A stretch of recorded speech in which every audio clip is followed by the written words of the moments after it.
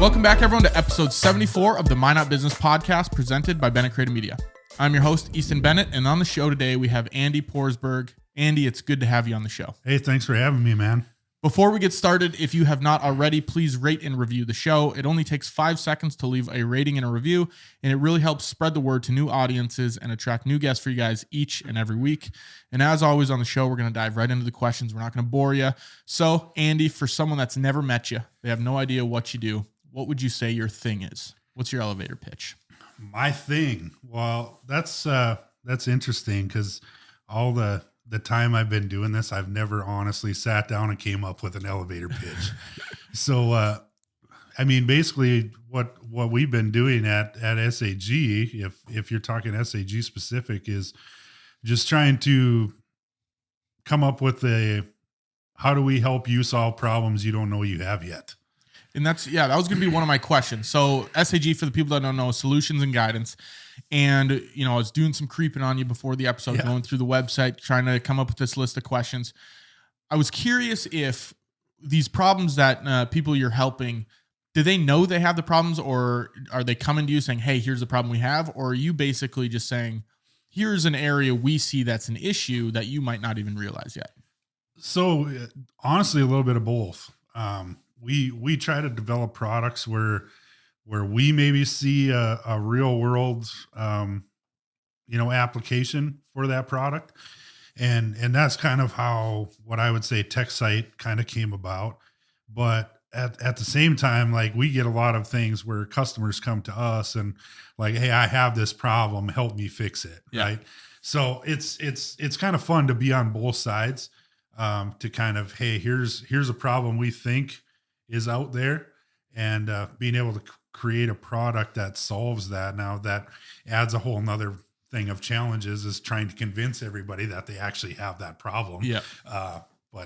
So the problems then, what would be a good example? Are they analytical problems? Are they data-driven problems? Is it, website stuff, coding? What are these problems that some of these people might be having? Yeah, we tend to focus more on the analytical side. But yeah, our main focus is to, whether it's Bennett Creative Media, of, how do I become more efficient with my shoots or my time or my planning?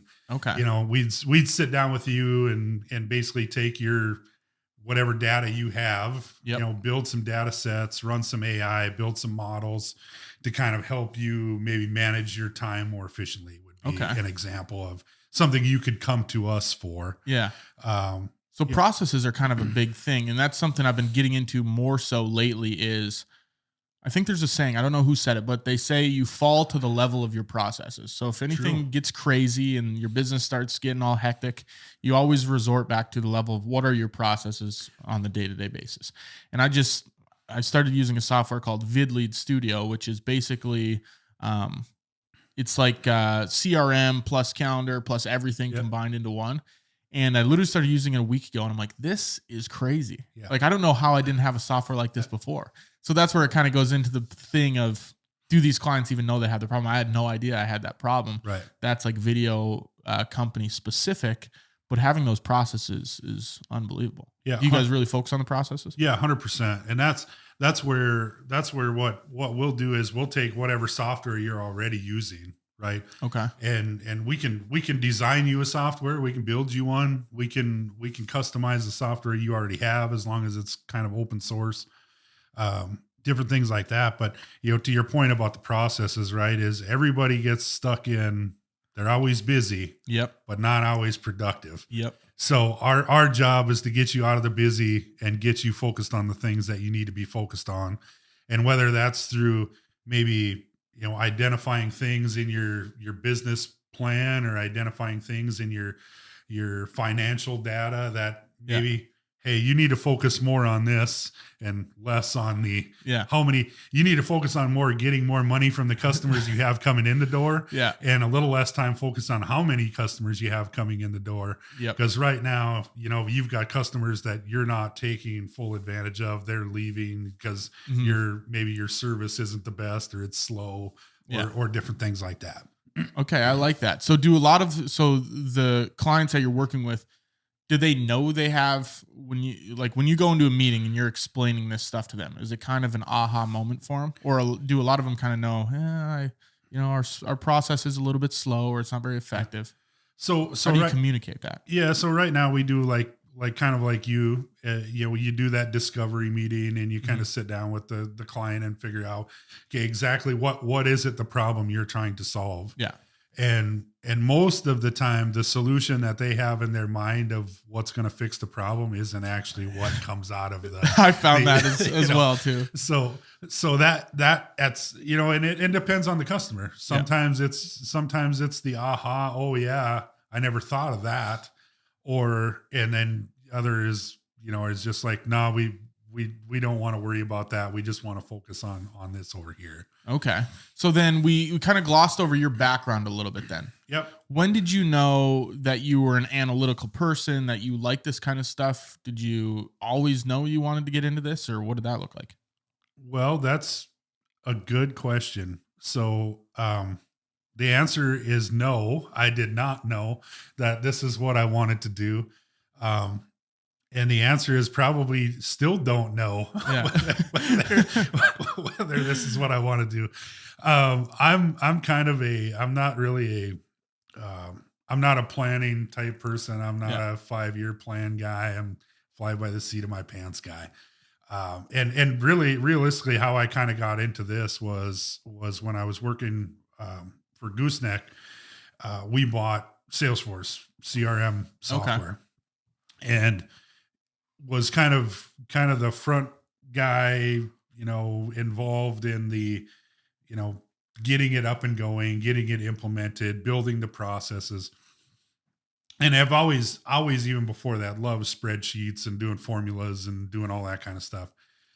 So once we kind of had the platform implemented, then I kind of started more digging into, oh, hey, you can build some pretty cool reports in here. And you can do some pretty other cool stuff. So then it was just kind of snowballed and, then it was like, oh, what can we do with AI and what can we do with this? And what can we do with augmented reality? And just kind of all started rolling downhill. Now, 2 weeks from now, I might be bored with all that and off doing something else. I'm not sure, but and it's like, Andy moved to Montana. I don't know what he's doing out there. He just started like an axe company or something like that. Yeah, you never know. Might be cutting down trees. Yeah, exactly.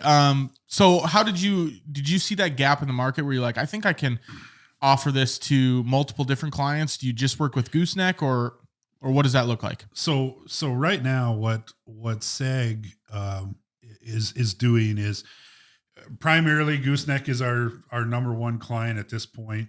So most of the work we're doing right now, I would say, is probably 50-50. Okay. We do have a couple other customers that we've done some small things for, more from the process side. The analytics side though, Gooseneck, we've kind of helped them through some things and identifying some, opportunities inside the business, and whether that's improving market share, customer identification, working on some really neat things now with like some purchase probability type things where we're actually looking back through, historical data and then coming back and trying to predict the probability that this quote will close, and that's crazy. How many days it's going to take before this machine sells, and starting to do some of that type of stuff for them. Which ideally, to be honest, they're kind of a sister to us at this point. We're owned by the same people. So it's kind of a natural fit, right? So most of our stuff right now has been kind of in that equipment industry. Okay. But a lot of the things we're doing can be adapted to really anything, because it's all just numbers and what you call the field. So what about... So people that aren't very data driven or analytical driven, because me personally, I would lean more towards the creative side where I like, shooting videos, editing videos, whatever it might be. And learning the data side on growth and scaling and processes and automations and all of that maybe doesn't come as natural. What do you think the importance of having at least enough skill in that area to be manageable? What's the importance of that? I think, I don't know that it's that important, to be honest. I think there's enough people and enough software and enough resources out there. Like I'm not the guy that writes the code that the AI uses to figure all this out. Yeah. Which is insane, by the way, that code. I'm the guy that sits on a phone and talks to the guy that's going to write the code and basically just tell him what I needed to do. So realistically, I'm almost more of the creative side myself, where I'm thinking of, okay, what's the next problem? Yeah. How do we solve that problem? You know, have enough industry knowledge where I can be like, okay, if we add that number, subtract that number, that should tell us this. But then giving it to somebody that can go write Python code and do whatever. And then I just get to be like, yeah, that number ain't right. Yeah. And it's like, well, how do you know? So having more industry knowledge, you'd say, is more important than actually being deadly in every, avenue and path and skill that you can have. Yeah. I like that, because then you can just push it. And that's something I'm learning as the video production company grows, is starting to outsource, your specific role is this, you have this, you're a producer, is that you can know enough about it, know enough about the industry to do it, but have someone that's way better at it than you actually do it. Yep, exactly. So, I mean, right now we've got, we've got three individuals, including myself, in the U.S., one in Fargo, one in North Carolina, and then myself. So that kind of work on the projects. Yeah. And then we have an offshore dev team that we work with, that we basically have a call twice a week, and it's like, all right, here's what I need you to do. Yeah. And then they go build it and come back, and it's like, yep, that looks good, or maybe doesn't look not as good. Yeah. And then we've actually got an augmented reality VR team out of New York that Jillian works with on the augmented reality stuff. Okay. So I wanted to dive into the AR stuff, because Andy and I got to work on a project. It was probably last summer now, Tech Site AR, which is a pretty cool augmented reality for the ag industry. What do you think? Where do you think we're at? We'll actually get into Tech Site AR, but where do you think we're at in the AR, VR, AI world? Do you think we're in the early stages of it, or do you think we're pretty mature? No, I think to be honest, I think we're still in the pretty early stages. It's caught on from a gaming perspective. And I mean, a couple of years ago when Facebook threw out the whole metaverse thing with really not saying what it even was or what anybody should do with it, and all these companies jumped on like, oh, we got to have a digital twin, and we got to have this, and we got to have that. It just wasn't feasible to build it and for what you got, right? Because it's like, okay, well, am I going to put on my VR glasses and, go walk through the Walmart shelves, or am I just going to go to Walmart and buy what I need? Yeah. Or go online on my phone. Right now the phone is still, everybody has one. It's in their hand. I don't know the exact numbers, but it's funny. I actually found out like yesterday, I think 95% or 95 or 93% of the world has a phone. No 7% kidding. That high. Yeah. Or maybe not. Maybe that was people that use the internet. There's two different stats I saw. Well, and now compare that though to how many people have a set of VR glasses. Way lower. Exactly. Yeah. So, it's still that whole, even the augmented reality stuff that we're building today is still starting as an iOS or a handheld type base that will build on to the wearable. And right now the wearable technology, just, I would say, is we're not there. Yeah. Until you can get the wearable to the point where it looks like a regular pair of glasses and you're just wearing it throughout the day. That's what I was going to say. The glasses, because Apple just came out with the Apple Vision Pro. Have you seen it? I have. Yeah. Yeah. So there have been some viral videos that have been going around of people like walking through a crosswalk, swiping through the air, and someone getting out of a Tesla Cybertruck and swiping. But it does look a little goofy wearing those giant glasses with the cord going down your back. Yeah. But I think when it does get to that glasses point, I mean, I could wear a pair. I would see myself wearing, just if it was a regular pair of glasses. You wear glasses anyway. Yeah. So do I. Yeah. We're both glasses wearers. And they are out there. We just came back we were at the CES show down in Vegas, first week of January. And I was actually surprised by how many wearables there were. Oh, really? That were more compact, just the augmented reality experience that looked more just like a pair of regular glasses. Yeah. The big holdback right now for them is just battery power and processor. I suppose. So they can't get a processor small enough to fit in the frame. So it's basically almost just like a Bluetooth type connection where you have to have a phone or a computer, and then all it's doing is just a display. Okay. But once those wearables get to the point where it's built in, where there's a processor small enough. Yeah. Well, it's like when the world started, like computers used to be the size of a full blown room. And now we have SD cards in these cameras that are tiny, and it's like 126 gigabytes, it's crazy. I don't know if you ever seen the movie Hidden Figures. It's about the whole space race. And anyway, I didn't realize this, but at that point in time, NASA did not have a computer. They had people that would check all these calculations, and they had this room built. They were waiting for this IBM computer to show up. And when the computer got there, it didn't fit through the door because nobody measured the door to know how big it needed to be to get the computer in. Oh my. And think about that versus today, you have a computer in your hand almost every day. I have one of my dad's buddies. He always says, whenever someone's wondering a question or they're like, man, what about this?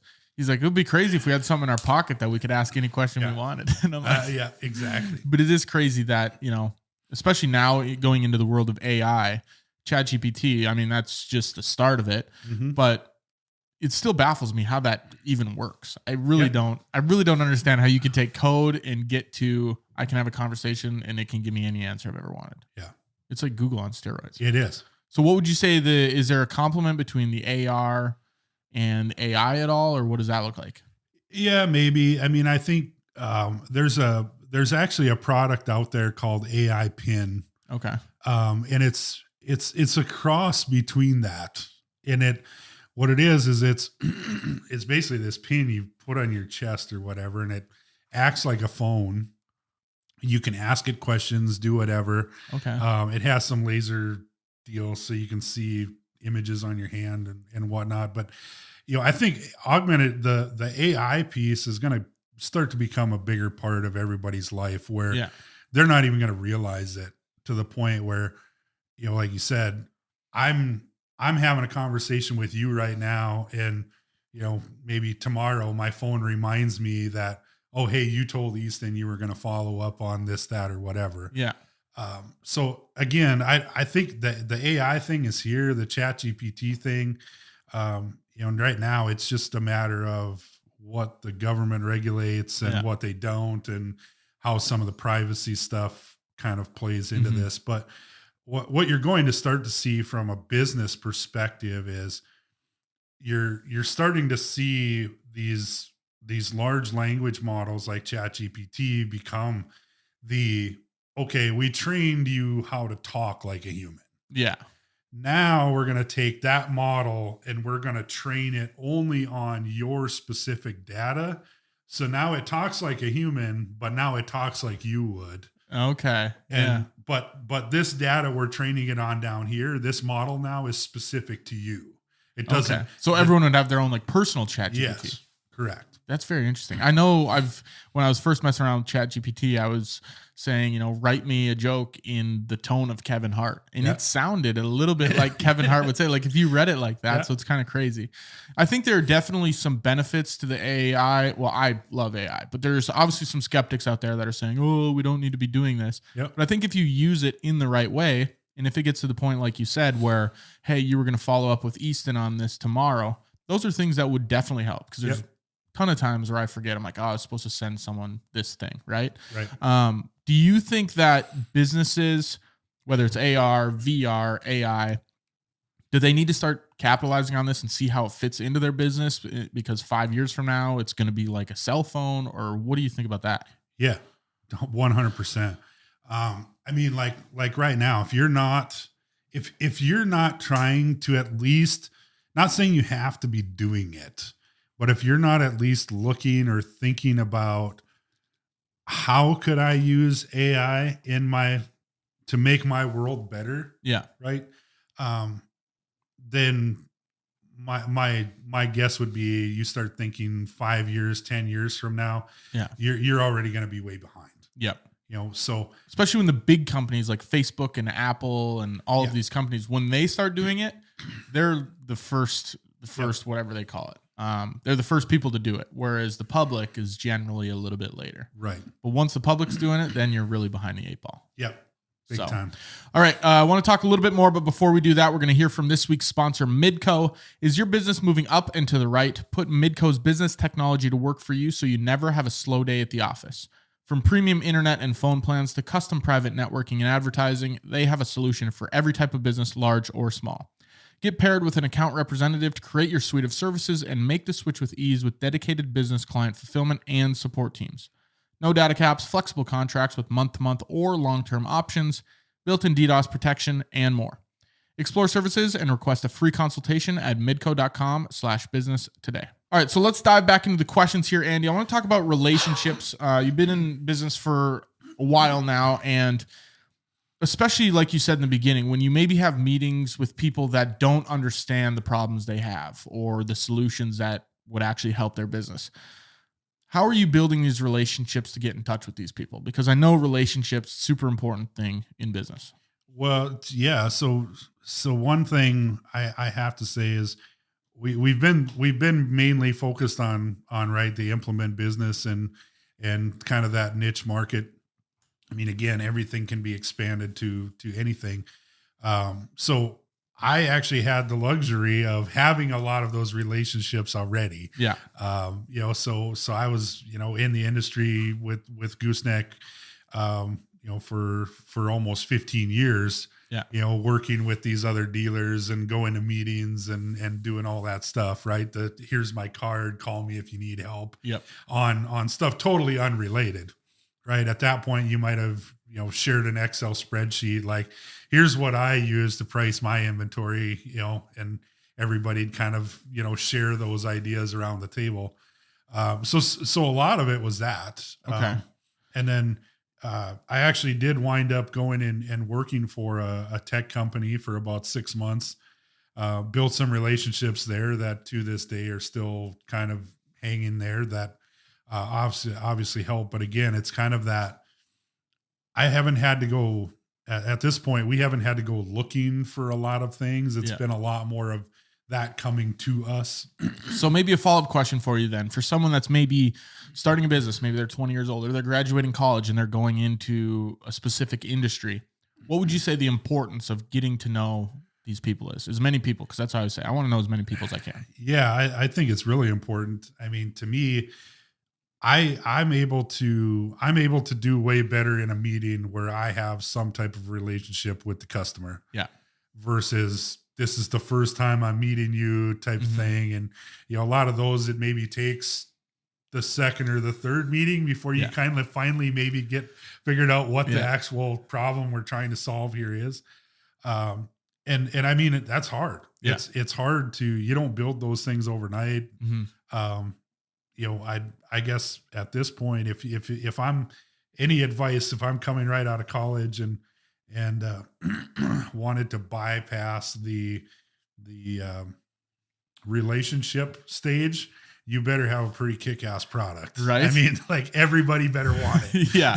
That's the point where it's like, we don't even care what your name is. Yeah, exactly. We just want your product. We just want to buy it. Yeah.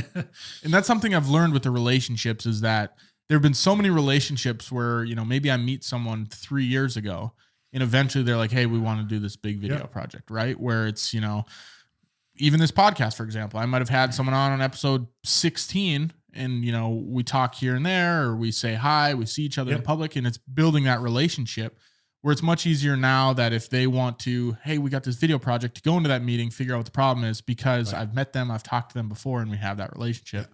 Rather than walking in there cold. Right. That's a lot tougher. And when you say relationship too, I mean, that's a pretty loose term. I mean, I'm not saying you're best buddies with these guys and like, you're going on vacations together, whatever, but it's just like they're just understanding, like, well, when we had you guys do that tech site video, right? Yeah.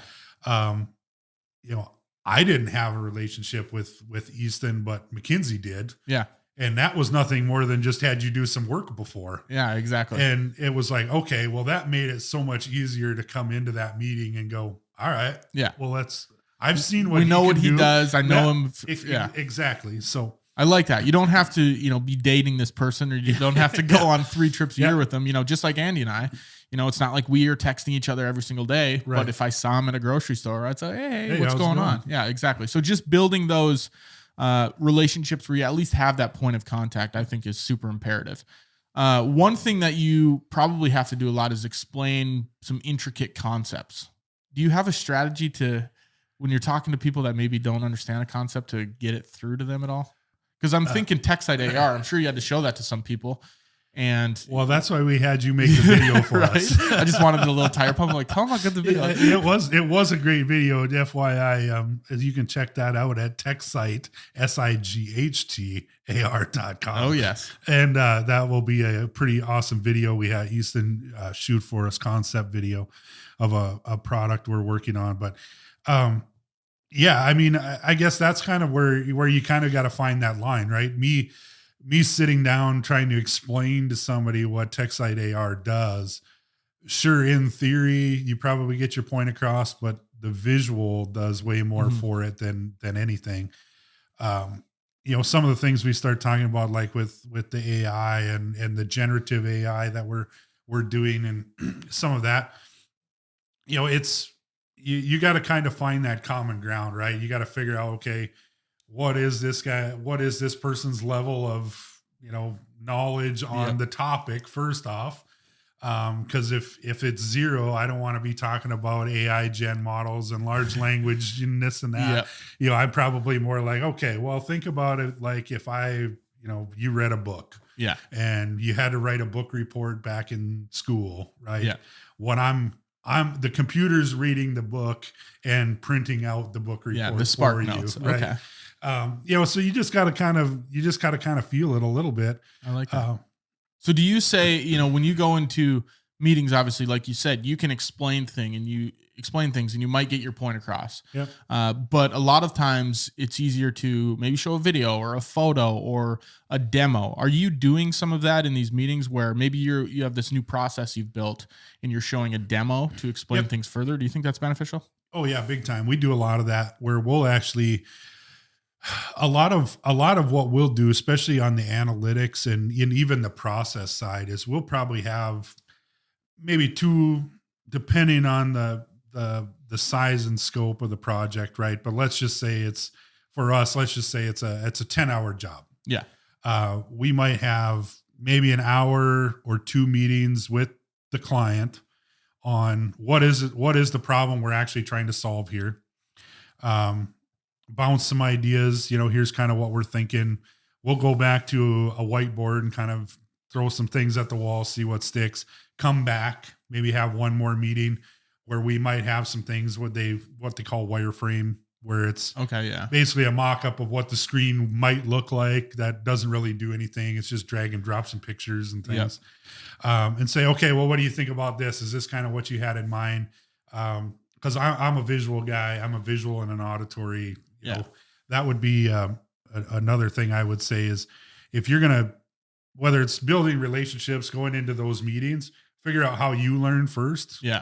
And then try to understand how other people learn. Yeah. So you're making sure if Easton's a visual guy, which you obviously are, I'm not going to show up with a list, a piece of paper and read a 3-paragraph thing about here's what it is, right? Yep. I want pictures, I want videos, I want something that you can see. And I think for someone that's maybe coming out of college or high school or whatever it is, and they are trying to pitch things and show different ideas, the more assets you can show, the better. Because like you said, maybe you go into a meeting, you're not really sure what that person likes, right? But you can gauge the room. If you're explaining things and kind of just verbally explaining them, maybe you're losing them a little bit. Yep. You can pivot into, here's this video we have explaining it, right? Maybe that goes in. Maybe the video doesn't work and you can say, okay, here's an actual diagram process or demonstration. So just having all of those in your arsenal, I found is super, super beneficial to have. I agree. I don't remember. It was a long time ago. It was very early on, probably 20 years ago.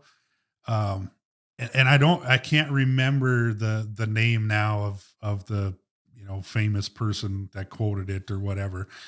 And they said basically, if you have more than 10 words on a PowerPoint slide, it's too many. Okay. And there's nothing that is drives me absolutely bonkers is when I go to a meeting and I see a paragraph of words on a PowerPoint slide.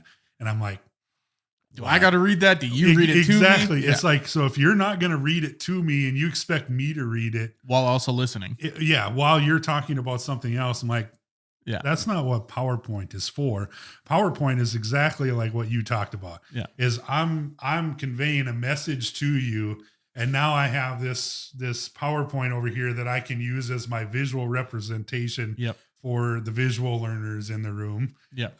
And maybe people are really listening. The visual learners can look, and the people that don't really care about the visuals can just listen to you. Exactly. Yeah, I like that. So a couple more questions here for you. If you were to say, if you were to slap a label on it, which I know it's impossible to do, but if there was one thing businesses should really focus on process-wise, what would you say that is? Boy, it's going to sound pretty cliche. Or top three, maybe. Well, I was going to say it's going to sound pretty cliche, but I would say stop worrying about being busy and worry about being productive. Okay. And how can people do that? Well, I think you need to really look at where you spend your time in a day, right? So to your point earlier, is the best use of Easton's time doing editing and graphics and whatever, or is the best use of Easton's time out doing the shooting and whatever? Yeah. So you need to prioritize what you're really good at, what you enjoy doing, and make sure you do that the best you can. Yeah. And whatever else you need to offload to somebody else. There's so many times I see why, I let's say, for example, and I was just perfect example. I was just down in Florida, and got to go to the outlet malls. Yep. And you walk in there and it's like, well, you need a receipt. I'm like, why do I need a receipt? You just told me that all sales are final, nothing's returnable, nothing's exchangeable. Yeah. So why do you need my email address to get your receipt? Well, true. I mean, they have marketing reasons behind it, but for the person at the counter, it's nothing but busy. Yeah. It's just one more thing they have to do that is slowing down the line of everybody else trying to get checked out and them take money. It's very true. I never thought about that. So think about all the things, like when you go to the McDonald's drive-thru, or when you go to Walmart, or when you go to, and I would say they're fairly probably efficient. They get a lot of the corporate stuff that slows them down. But even like a lot of the local startup type places, it's like, well, we do things because it fills the day. Yeah. Not because they're worth doing. And that's, I've found myself in that trap from time to time as well. So do you recommend, is there something where maybe you track your time on a calendar for a week or 2 weeks, or is there apps that track that for you? There's definitely some apps out there that you can use. I mean, to be honest, I use my Outlook calendar. Yeah. And every Friday I sit down at about 3:30, 4:00. I got a half hour blocked on my calendar, and do two things. You review everything you worked on during the week that you shouldn't have. Yep. And everything that you should have and didn't. Okay. And then you set your plan for the next week. And I do the same thing there. You just start dropping blocks of, okay, I got an hour, I need to do this. I got 2 hours, I need to focus on this. And you just start putting them in. Yeah. And, when Easton calls up and says, hey, I need you to come do a podcast for me, it isn't like I'm like, oh, no, sorry, I'm working on project XYZ. Yep. I simply just find some place to put it. Yeah. Right. So, and don't have more than 3 to 5. I mean, I have probably what I call 3 of what I call my weekly priorities, which are usually 2 hours at, 2 to 4 hours a week that like you things focus you have on. to get done. Things you have to focus on. Yeah. Right. But it's not always like busy work. It's like, okay, I need to sit down and I need to whiteboard out, what this API connection to this system and whatever is going to look like, or the meeting next week or something. Right. Yeah.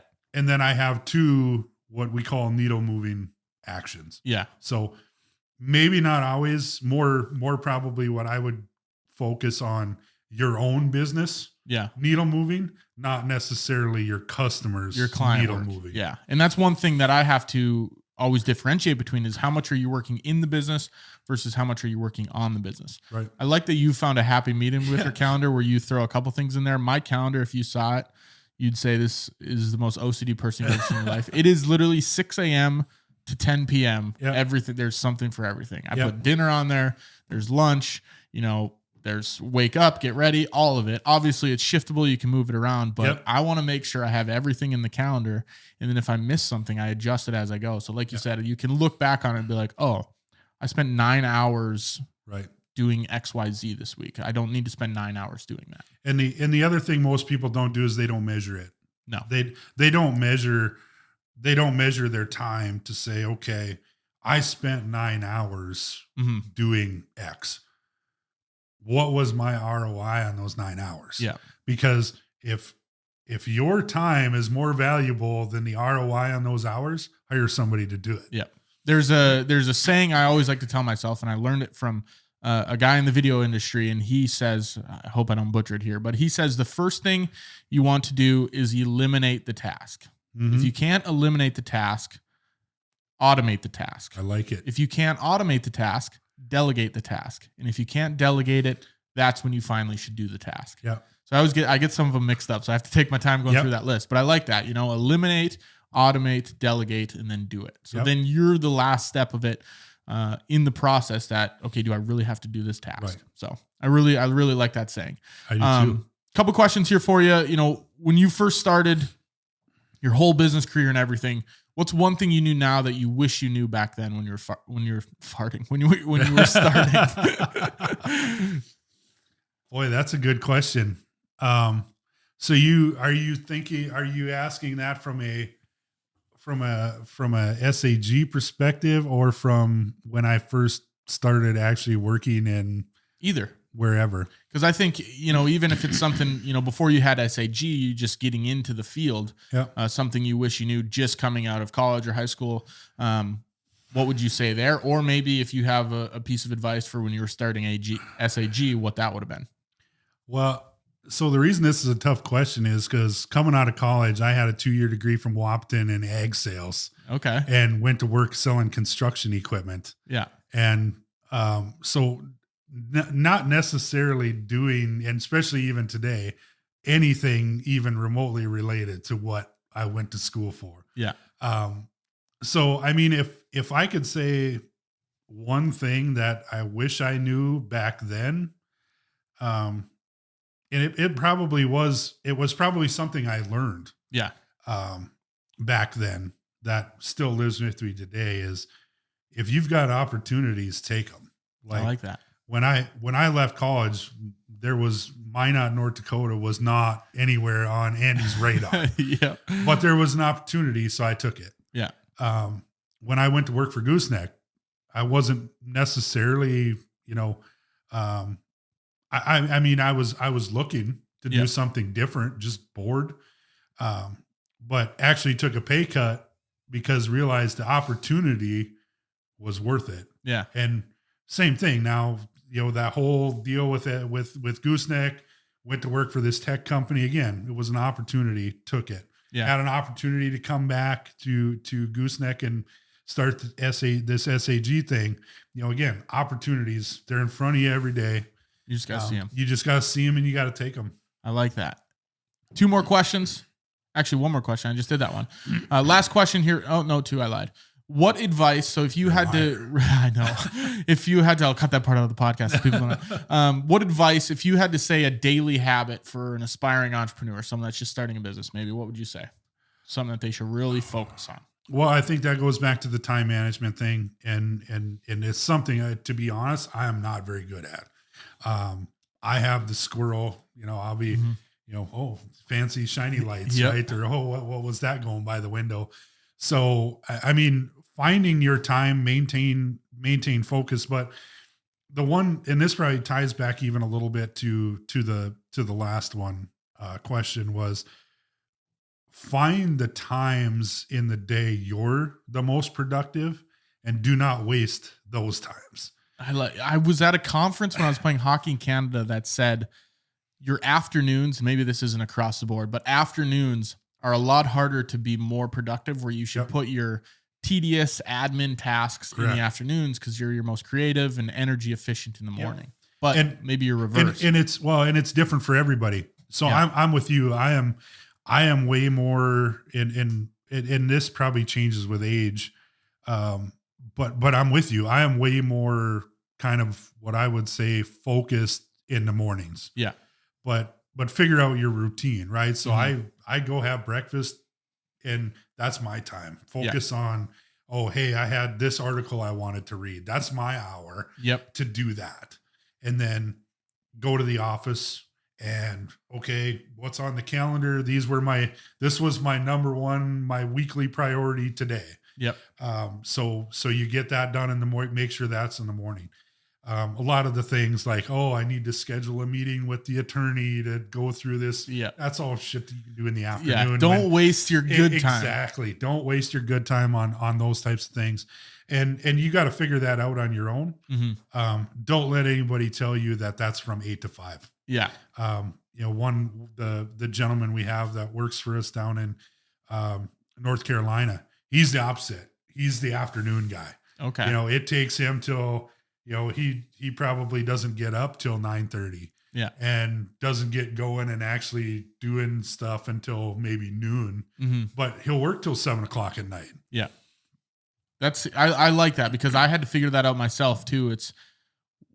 And I had to figure it out the hard way because I would always do the stuff that was just easy, dumb stuff. Yep. I'm like, schedule this. Meeting. This is simple. Yeah. I'll just get this out of the way. Exactly. And pretty soon your entire day is filled with the busy, simple stuff. Yep. And none of the productive stuff. Yeah. So then it's 4:00 and I'm like, this video's due tomorrow. And now I'm doing editing that would have been fine to do in the morning, but now I'm doing it into the night and I'm pissed because I don't want to do it right now because I don't have the energy to do it. So yeah, you have to figure out that balance and what you can do there. So. And that's a perfect example, like I said, of the busy, not the productive. Yeah. It's so easy. And email to me is the number one culprit. Oh yeah. Every time that freaking thing dings, there's 10 minutes. How many people go look at it? Yeah. And I think it was Warren Buffett actually said he reads email like maybe 30 to 40 minutes a day. Yeah. Like twice a day. First thing in the morning and like at 2:00 in the afternoon. He's like, if it wasn't important in them 40 minutes, it wasn't important. Yeah, exactly. And if it's really important, someone can call you. Exactly. Or text you, Yep. The emails, that's one thing where you check one email, it's 10 minutes here, figure out the solution to answer whatever, start working. Okay, you get one 7 minutes later. There's another 10 minutes. So the email, I could definitely see that being a culprit. Last question I got for you, Andy. Really easy one. Where can people find you? Where can people find me? Well, SAG, we've got a website. It's www.solutionsandguidance.com. We do have an office here in Minot, and I'm the only one there. We actually work out of the Gooseneck building at 831st Avenue Southwest. We're kind of up and coming still, so we don't have all the fancy social media. In fact, had a meeting that's why I was late.